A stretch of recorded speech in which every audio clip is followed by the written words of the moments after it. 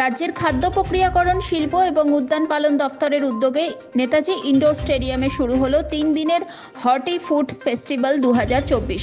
ফেস্টিভ্যালের সূচনা করেন রাজ্যের মন্ত্রী অরূপ রায়।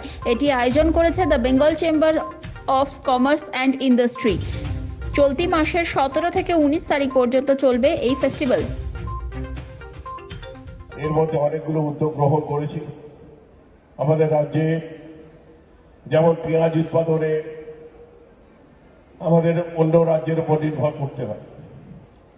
আমি এসিসির সঙ্গে কথা বলে ইতিমধ্যেই আমাদের দুটো মিটিং হয়েছে, যাতে পেঁয়াজের উৎপাদন বাড়ে এবং পেঁয়াজ যাতে আমরা আমাদের রাজ্যে স্বনির্ভর হতে পারি, রাজ্যকে যাতে অন্য রাজ্যের উপর নির্ভর করতে না হয়, যাতে আমাদের নাসিকের দিকে তাকিয়ে থাকতে না হয়, সেই কারণে বর্ষাকালীন পেঁয়াজ চাষ বৃদ্ধি করে সারা জেলায় জেলায় পেঁয়াজ চাষ বাড়িয়ে যাতে এক সময় 100 টাকার বেশি পেঁয়াজের দাম বেড়ে যায়, তখন সাধারণ মানুষ খুবই অসুবিধার মধ্যে পড়ে, খুব কষ্টের মধ্যে পড়ে।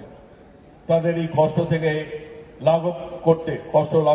কষ্ট থেকে মুক্তি দিতে আমরা উদ্যোগ নিয়েছি এবং আমরা আশা করব আগামী দিনে সাফল্য আমাদের আসবেই।